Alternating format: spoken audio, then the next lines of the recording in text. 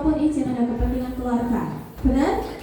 Alhamdulillah. Oke, hari ini kita akan belajar materi IPAS. Nah, sebelum kita belajar materi IPAS, Ibu mau tanya, coba Farhan, dimatikan lampunya. Dimatikan lampunya. Dimatikan orang. Oke, nah sekarang kondisinya ini seperti apa? Gelap. Oke, sekarang coba dihidupkan lagi Farhan. Oke, nah sekarang terang. Nah, kira-kira apa yang membuat kita bisa melihat gelap terang? Apa? Mata. Lampu. Terus mata. Terus cahaya. Ada apa lagi? Nah, yang membuat kita bisa melihat itu benar. Yang membuat kita bisa melihat gelap dan terang itu karena adanya cahaya. Kalau ada cahaya, kalau tidak ada cahaya, walaupun kita punya mata, apakah bisa melihat? Tidak. Nah, hari ini kita akan bahas tentang cahaya. Nah, sebelumnya ini kita flashback ya. Gimana sih para ilmuwan dulu itu kok bisa nemu cahaya, diistilahkan ini sebagai cahaya. Kalian lihat ini meme-meme yang matanya bersinar kayak laser, kayak Superman itu. Pernah lihat? Nah, jadi dulu orang-orang itu, para ilmuwan itu menganggap bahwasanya mata kita bisa melihat karena mata kita yang mengeluarkan cahaya. Mengeluarkan cahaya. Bisanya gitu dulu kata ilmuwan. Sampai suatu saat ada ilmuwan Islam, kalian harus bangga, Islam dulu sangat berjaya ya. Namanya Ibnu Al-Haytham, itu mengatakan dia mengoreksi konsep dari Ptolemeus sama Euclides tentang penglihatan. Jadi Ptolemeus sama Euclides ini ilmuwan dari Yunani. Dia mengoreksi nih, Ibnu Al-Haytham ini mengoreksi bahwasanya bukan mata kita yang mengeluarkan cahaya lah. Kok keren gak mata kita semua mengeluarkan cahaya ya? Bukan mata kita yang mengeluarkan cahaya, tapi kita bisa melihat benda-benda itu karena apa? Karena benda itu memantulkan cahaya yang masuk ke mata kita. Jadi mata kita itu bukan yang mengeluarkan cahaya, tapi yang menerima cahaya, sehingga kita bisa lihat benda-benda. Nah, kita coba lihat videonya dulu ya. Kita kenalan dulu sama ilmuwannya.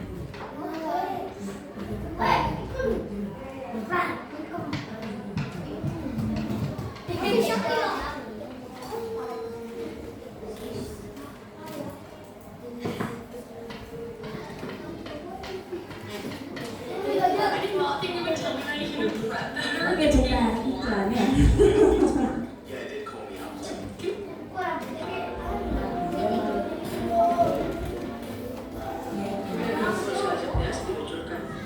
Seiring dengan lensa kameranya yang semakin berkembang, jauh sebelum era modern, Ibnu Haytham telah merumuskan suatu temuan yang kemudian berpengaruh bagi perkembangan sains modern.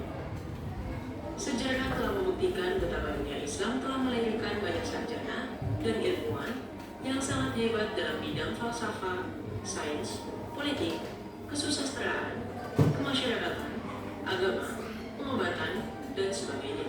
Salah satunya adalah Ibnu Haytham. Abu Ali Muhammad Al-Hasan bin Al-Haytham atau yang dikenal Ibnu Haytham atau Al-Hazan lahir di Basra, Irak pada 965. Zahir al-Din al-Baihaqi dalam karyanya berjudul Tatimah Siwan al-Hikmah terbit pada tahun 2005 menggambarkan tentang figurnya yang sangat sederhana dan muslim yang taat serta ia yang sangat haus akan ilmu pengetahuan. Ibnu Haytham yang dibesarkan di Basra, Irak menuju dewasa dalam memenuhi ilmu pengetahuan dan sains. Ia mengembara hingga ke ibu kota Irak, Baghdad. Keberadaan perpustakaan terbesar di Irak saat itu, Bait al-Hikmah, yang berada di Baghdad, diduga kuat menjadi alasannya untuk merantau ke luar Basra. Di sana ia dapat mewujudkan keinginannya untuk melahap buku pemikiran filsafat dan sains para ahli. Berdasarkan perantauan intelektualnya, Ibnu Haytham mulai dikenal setelah berhasil menulis beberapa karya. Ia menulis karya yang merupakan hasil kajiannya terhadap sains dan filsafat. Ibnu Haytham diakui para ilmuwan barat tentang keilmuan yang dimilikinya.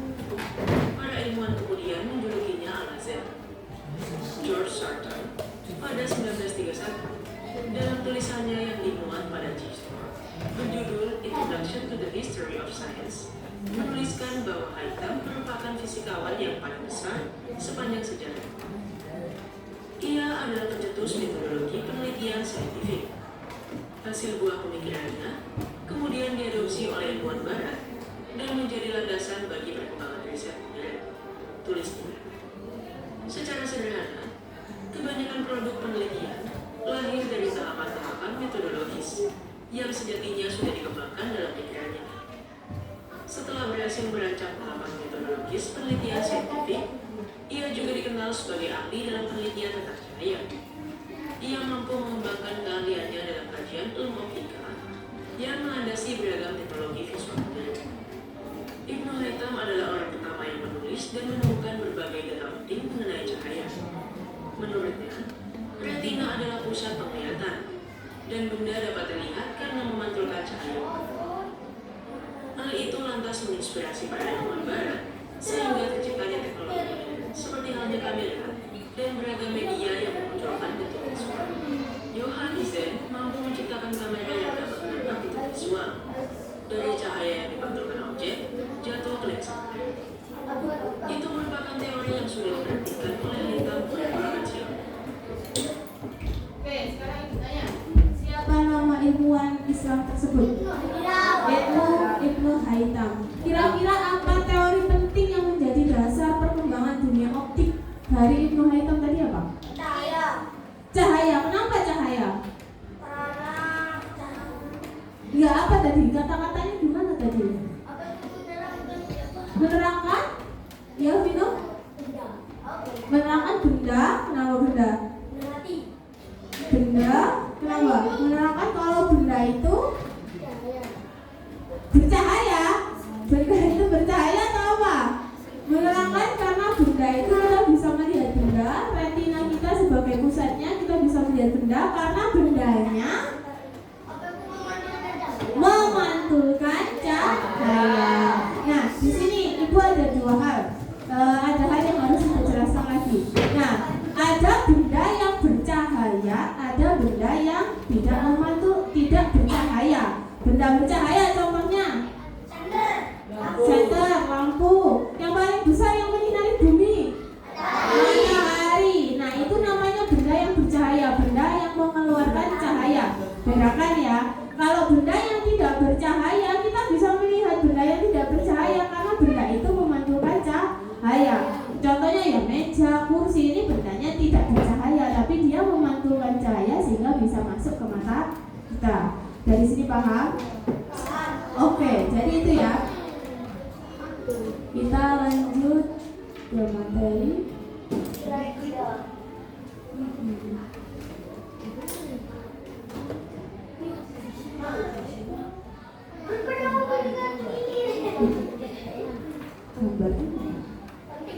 Oke, sekarang gambarnya hilang ya.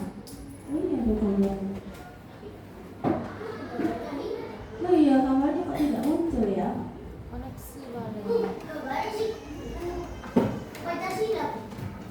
Oke, sekarang tanpa mengamati gambar wis. Kalau kalian amati, mana ya? Kalau kalian amati ibu ini ya, ibu ini kan ada di sini. Penghasil di belakang ibu ada apa? Bayangannya warnanya hitam. Kalau sekarang, ini kalau ibu yang berdiri ya. Kalau ini, apakah full hitam? Tidak. Oke, sekarang ibu tanya, kenapa ada benda kayak ibu ini? Kita anggapnya ibu juga beda ya. Kenapa ada benda yang menghasilkan bayangan gelap, tapi ada juga benda yang bisa ditembus cahaya? Apa yang membedakan?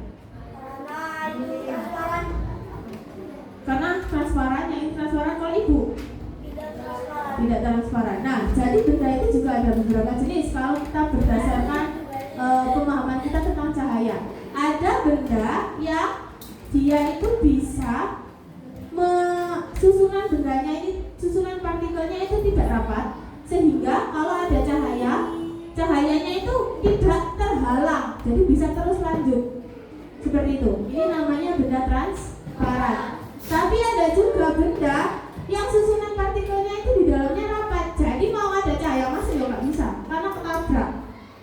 Jadi dia tidak bisa lanjut cahayanya. Itulah kenapa dia menghasilkan Jangan. Paham dari sini. Oke, sekarang kalau ibu tanya,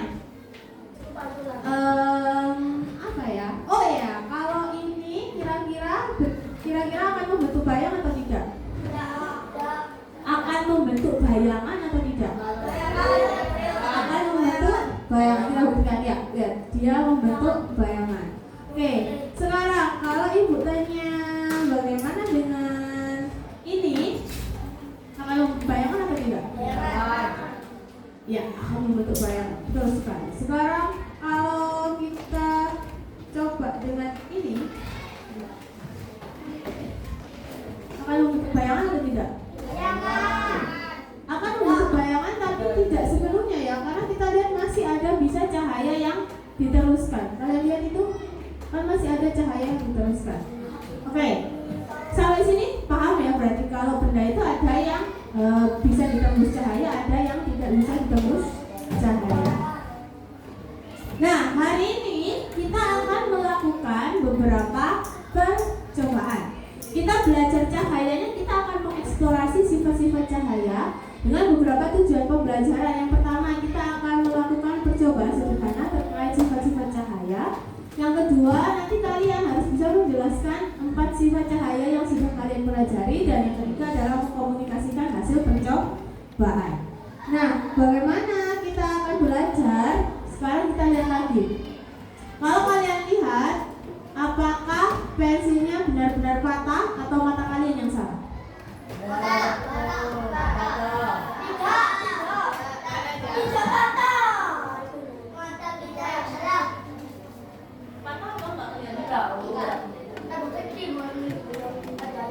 Oke, tambah besar. Tapi kira-kira tambah besar ya. Menurut Zafran gimana? Patah, tambah besar, atau gimana? Kalau kata Vino tambah besar. Kalau menurut Zafran? Tambah besar. Oke, sekarang coba yang perempuan lihat. Patah atau tambah besar? Tambah besar ya. Tambah besar ya. Nah, sebenarnya ini tambah besar atau mata kalian yang salah lihat? Mata kita. Apakah pensilnya ukurannya beda yang atas sama yang bawah? Enggak kan? Sama. Kok kalian lihatnya tambah besar? Karena air di dalam Nah, apakah mata kalian yang salah? mata kita yang salah. Nah, jadi nanti kalau dalam sebuah percobaan ada namanya bias atau ketidakpastian dan ada juga error. Jadi di dalam sains atau ilmu pengetahuan, kalau nanti bisa kalian melakukan percobaan, apakah ilmuwan itu dalam melakukan percobaan selalu berhasil? Tidak. Tidak. Kalian juga nanti kalau kalian melakukan sebuah percobaan, ternyata hasilnya, tuliskan hasilnya yang sesuai. Masalah nanti berhasil atau tidak itu tidak masalah. Kenapa di sains tidak masalah kalau kalian gagal atau kalau kalian salah? Jadi kalau kalian melakukan sebuah percobaan ternyata gagal, ternyata salah. Kenapa kalau di IPA hal itu bukan menjadi sebuah masalah? Karena itu adalah sebuah percobaan. Percobaan terus benar karena sebuah percobaan terus kenapa? Karena kita Namanya sebuah percobaan itu sangat wajar kalau ada error, ada bias atau ada ketidakpastian atau ada kesalahan. Hal itu malah yang membuat kita bisa belajar. Oh salah, berarti kira-kira aku harus melakukan apa ya supaya tidak salah lagi? Oh ternyata ini alatnya kurang pas. Apa ya yang bisa aku lakukan supaya percobaannya lebih pas? Jadi kalau di IPA kalian itu tidak masalah meskipun ada salah, ada ketidakpastian, karena itu merupakan bagian dari sebuah proses belajar. Contohnya tadi, kalau ilmuwan dulu sebelum ada ilmu Al-Qaeda mengiranya mata kita yang bercahaya ya. Ternyata salah.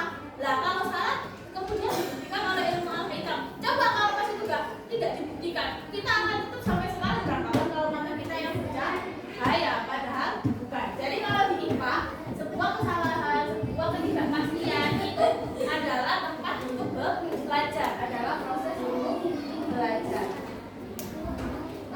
Nah, berani mengakui kesalahan dan mengoreksi teori lama berdasarkan bukti itu memunculkan adanya perkembangan ilmu pengetahuan. Nah, sekarang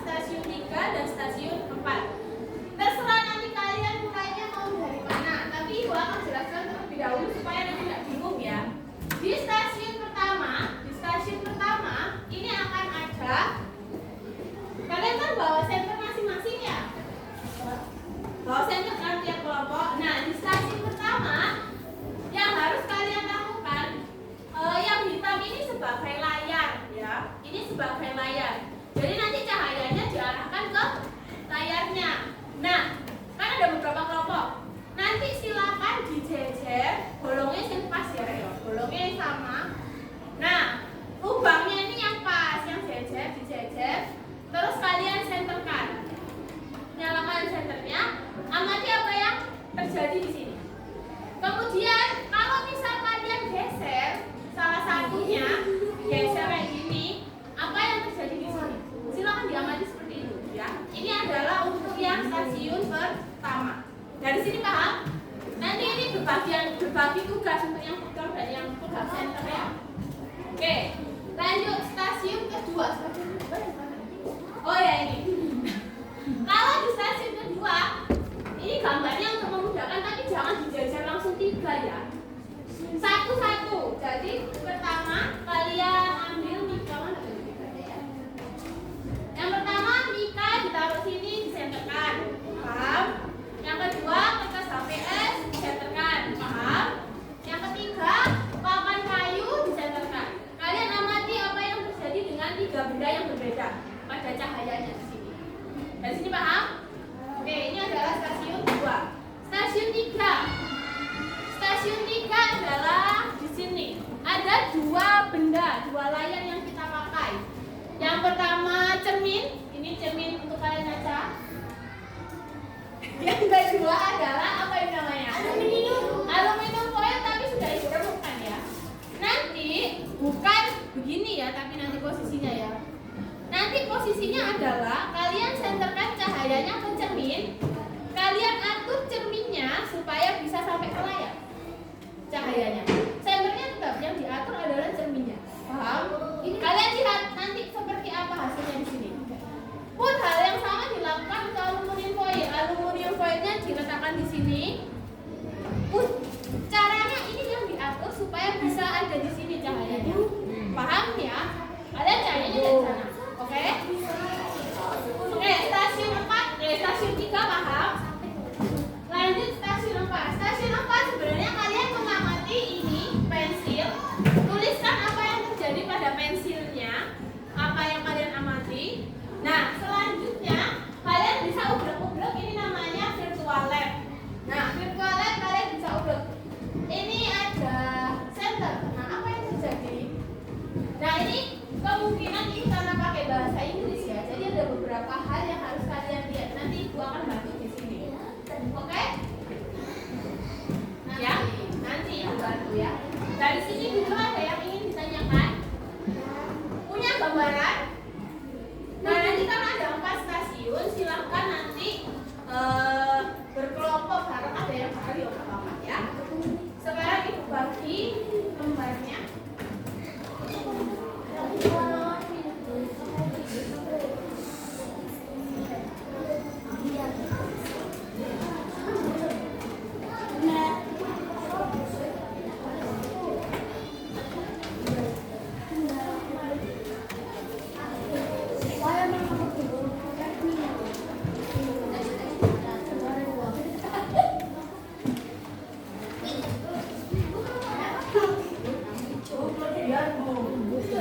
Tulis namanya aja, wis. Oh, dia kelompok 1, 2, 3, 4, 5, 6. Oke?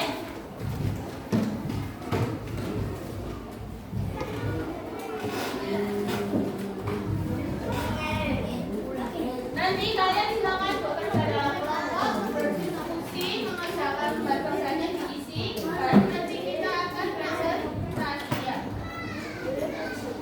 Oke, sudah siap?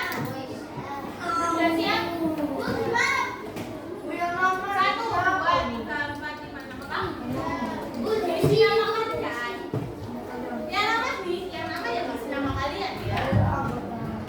Enggak usah nama kalian aja masing-masing. Kelompoknya 1, 2, 3, 4, 5, 6. Sudah? Sekarang tanggal 6 Agustus. Oke? Sudah siap?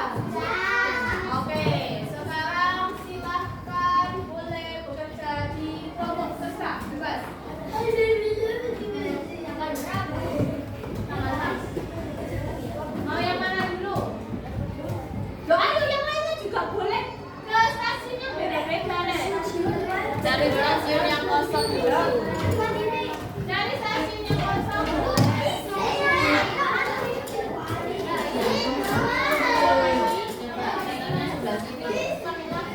Yes, Papi yang pegang atau Zahra yang pegang?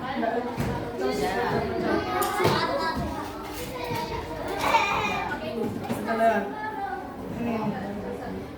Senternya benar, senternya betul. Nah, gimana caranya senter ini untuk arah cahaya? Nah,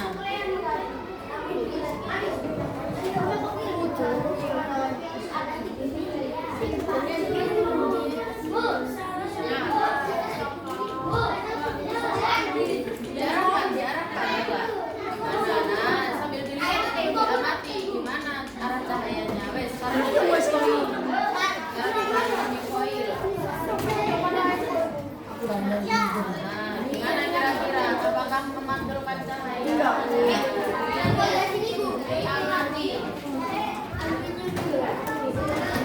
Memantulkan cahaya.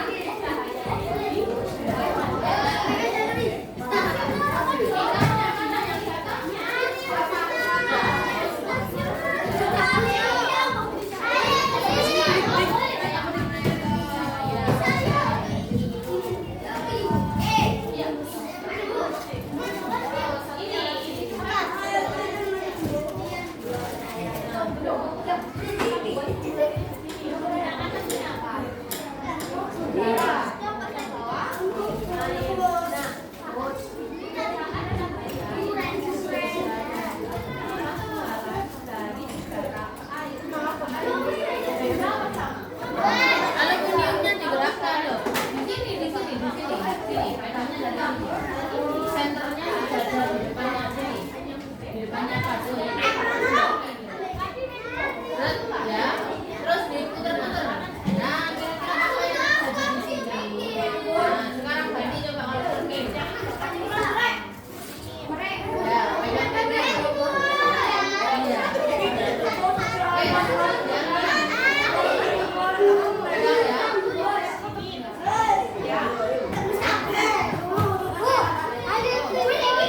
Coba diarahkan kacanya.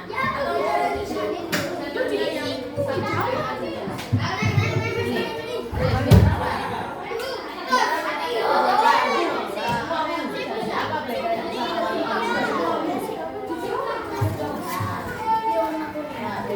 Apa bedanya?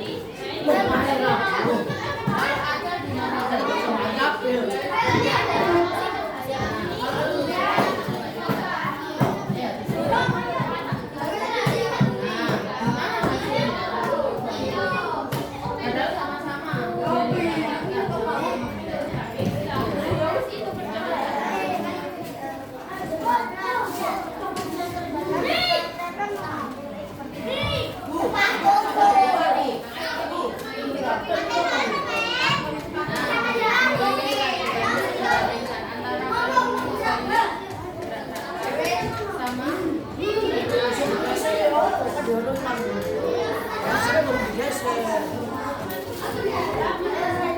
Ayo ini cari.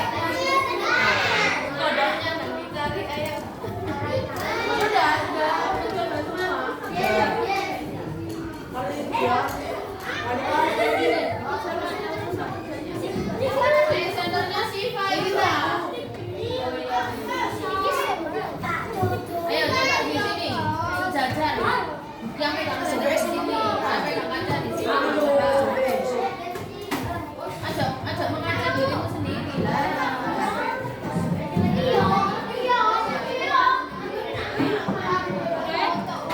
Apa yang bisa kalian lihat?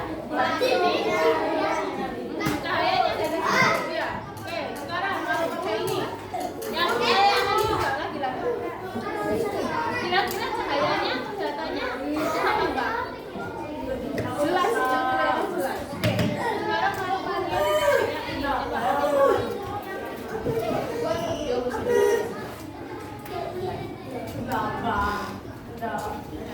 Bisa lihat itu ada cahaya enggak? Enggak di situ aja. Ada. Tapi enggak jelas.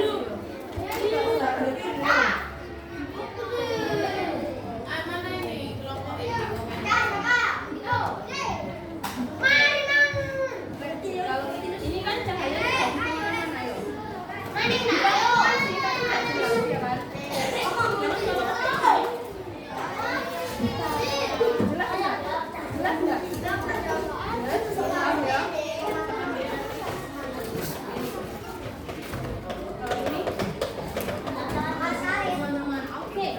Oke, sudah ya. Dapat. Kalau yang ini jelas, kalau yang ini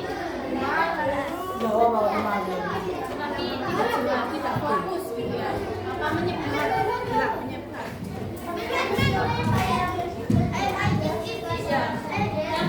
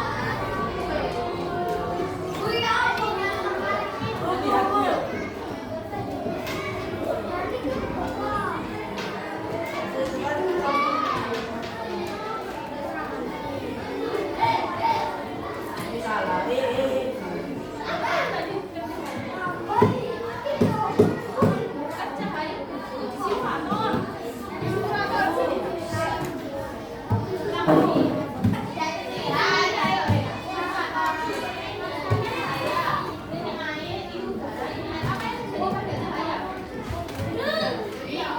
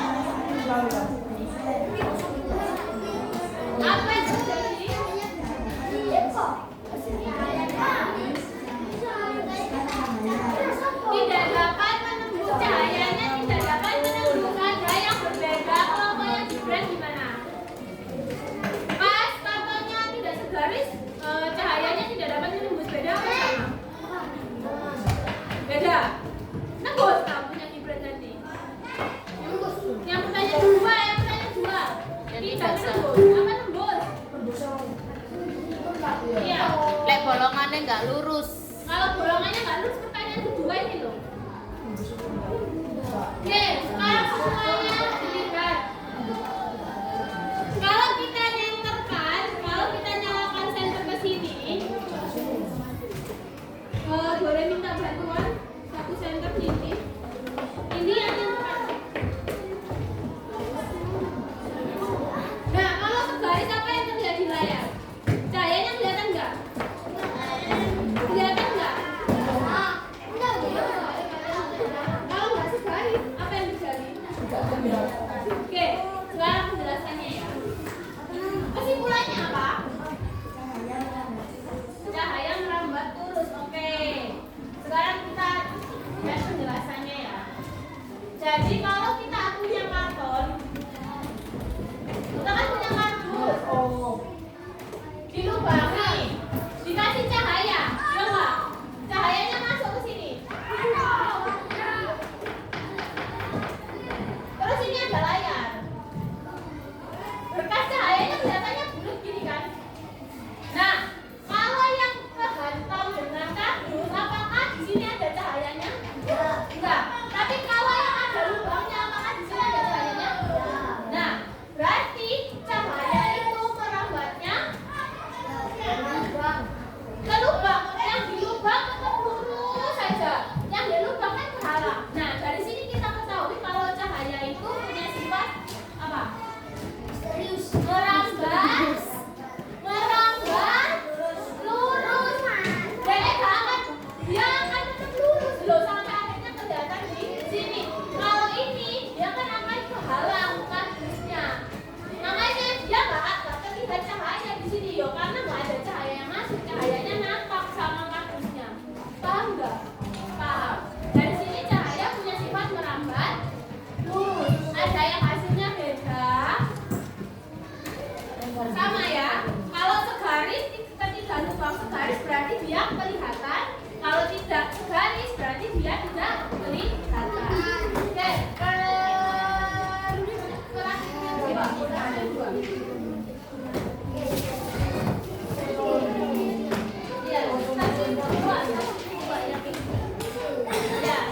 yang keras ya.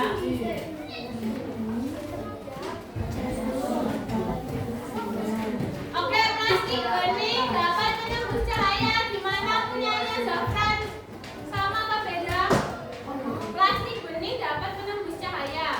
Sama. Lanjut. Kertas HVS tidak menembus cahaya, sama enggak Dino? Oke, lanjut. Papan kayu tebal tidak menembus cahaya, sama enggak kelompoknya Aira? Sama. Oke, berarti dari sini kita ketahui bahwasannya cahaya bisa menembus Mika itu bening apa enggak? Berarti sifat cahaya selanjutnya adalah cahaya dapat menembus benda bening. Itu kesimpulannya. Lanjut sekarang yang siapa yang mau kelompok mana? Oh, kita kasih plus ke kelompok 1 dulu. Mana tangannya? Ayo kasih sekali. Lanjut yang stasiun 3 dan 4, siapa yang mau? Zafran, sini Zafran. Kelompoknya Zafran. Ayo sini Zafran. Ya.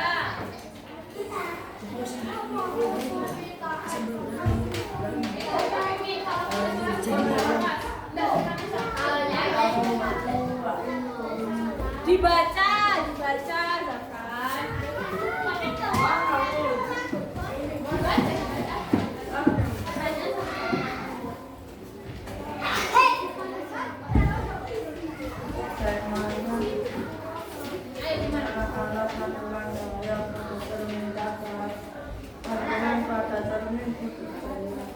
Pantulan pada cermin itu jelas ditaruh. Kalau temannya presentasi itu dilihat. Atau jangan sih turun bilang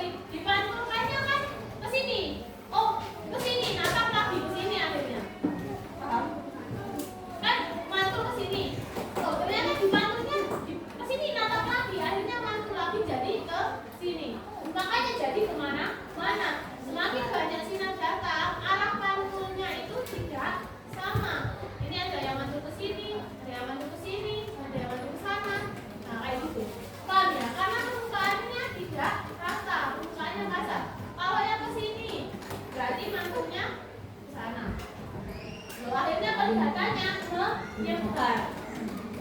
Oke, dari sini paham kalau cahaya bisa dipantulkan. Terakhir, siapa yang mau yang terakhir cahaya dapat dibiaskan? Vino. Ayo keluarnya Vino ke sini. Oh, mau Siva. Ya udah, Vino. Ayo keluarnya Siva.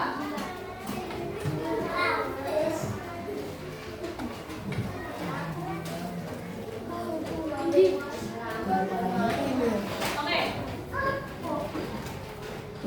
Silakan. Pertanyaannya. Nggak usah. Borongan. Gimana? Silakan siapa yang mau bisa?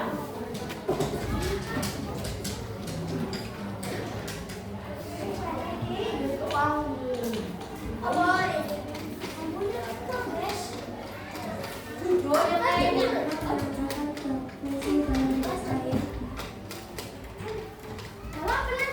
Langsung jawab. Oke, air pensilnya terlihat patah. Kemudian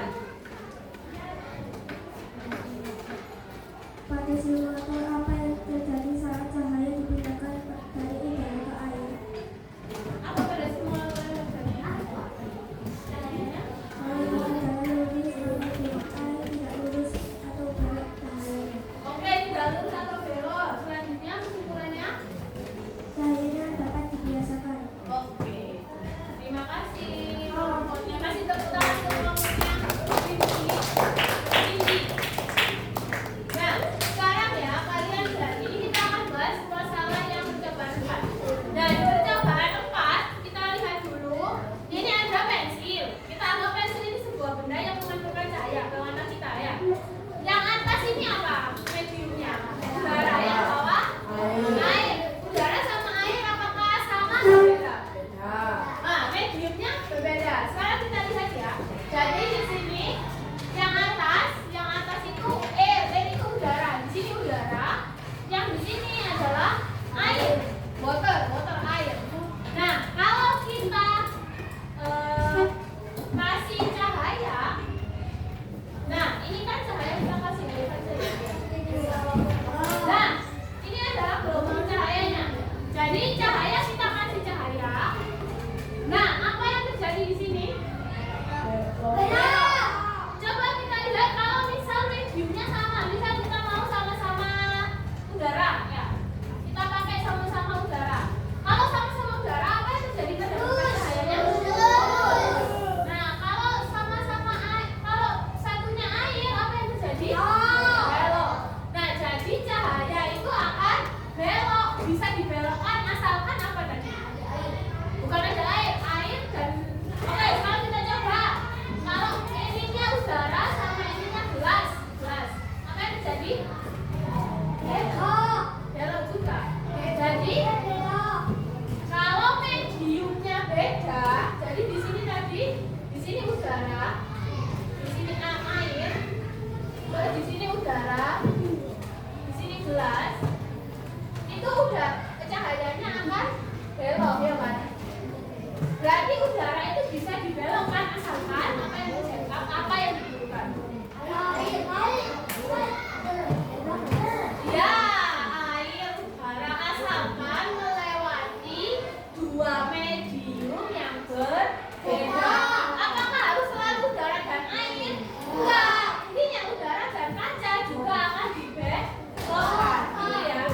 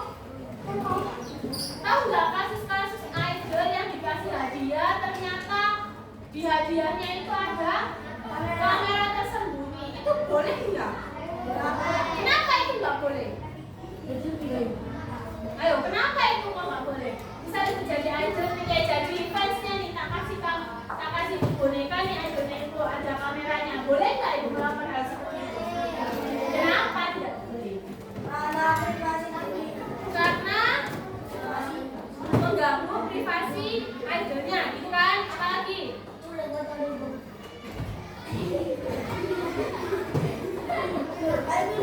Mengganggu privasi. Emang nanti hasilnya mau diapakan? Nah, bisa terjadi apa kalau kita menggunakan privasi orang lain? Privasi orang lain, kita punya videonya orang lain. Terus habis itu ada kan bahaya yang muncul kalau kita punya privasi orang lain apa?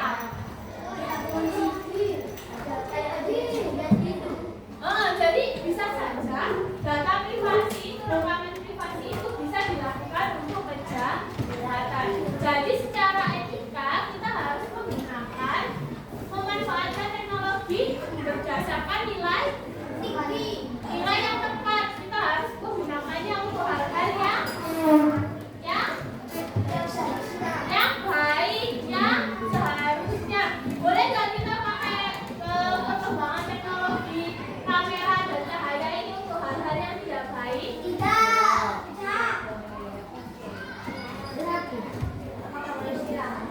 Oke. Sekarang Ibu ada exit ticket dulu. Sebelum kalian istirahat.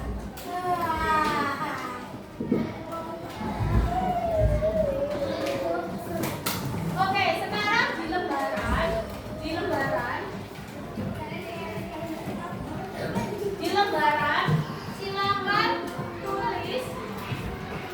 silakan tuliskan 4 sifat cahaya yang telah kalian pelajari, bagaimana perasaan kalian selama kegiatan, dan apa yang paling berkesan. Di kertas. Oh, dibaliknya ya, wes, dibaliknya MK, langsung di situ aja. Gimana ya, ditulis? Tabrakan. Itu loh, tuliskan 4 sifat cahaya yang telah kalian pelajari apa aja tadi. Terus bagaimana perasaanmu dan apa yang paling berkesan.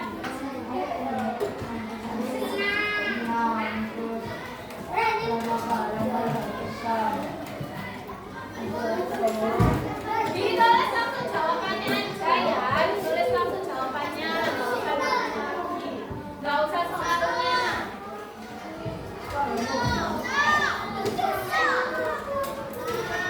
Nggak usah, kita kalian nggak tahu, aku kan nggak sekolah. Sekolah? Apa?